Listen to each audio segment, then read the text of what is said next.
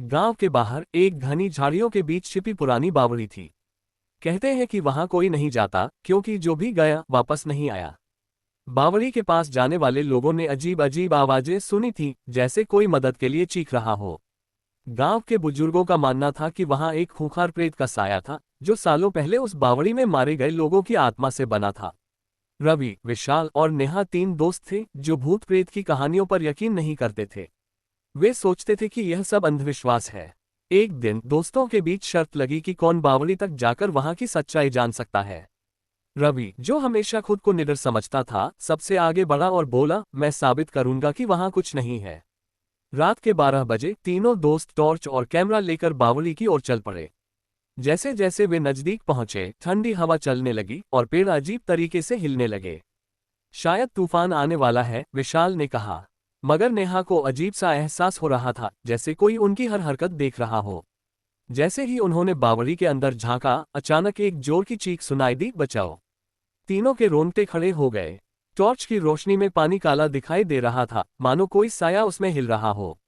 कोई मजाक कर रहा है, रवि ने चिल्लाकर कहा, लेकिन तभी एक ठंडी हवा का झोंका आया और उनके कैमरे का स्क्रीन झिलमिला उठा। अचानक पानी में से एक सफेद सड़ी गली आकृति उभरी। उसकी आंखें लाल थीं और उसका मुंह अजीब तरह से खुला हुआ था, मानो किसी की आत्मा खींचने को तैयार हो। भागो, विशाल चिल्लाया, मगर उनके पैर मानो जम गए हों। वह आत्मा हवा में तैरते हुए उनकी ओर बढ़ी। तभी नेहा ने देखा कि बावड़ी के किनारे किसी ने नाखूनों से गहरे निशान बनाए हुए थे, जैसे कोई बाहर निकलने की कोशिश कर रहा हो। ये उन्हीं लोगों की आत्मा है जो यहां मारे गए थे, नेहा ने डर से कहा। रवि ने हिम्मत करके एक बड़ा पत्थर उठाया और आत्मा पर फेंक दिया, मगर पत्थर उसके आर पार निकल गया।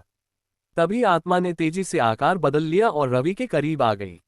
एक ठंडी सिहरन उसके शरीर में दौड़ गई और उसकी आंखें सफेद हो गईं।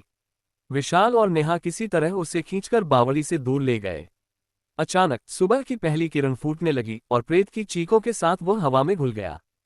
तीनों किसी तरह बचकर गांव लौट आए, मगर रवि के शरीर पर अजीब निशान थे। उसके हाथ कांप रहे थे और उसकी आंखों में अजीब सी चमक थी। गांव वालों ने जब ये सुना तो एक बूढ़े बाबा ने कहा, वह प्रेत अब तुम्हारे पीछे है। जो बावड़ी तक गया वह कभी पहले जैसा नहीं रहता। नेहा और विशाल ने डरकर रवि की ओर देखा, वह धीरे धीरे मुस्कुरा रहा था, मगर उसकी मुस्कान इंसानों जैसी नहीं थी।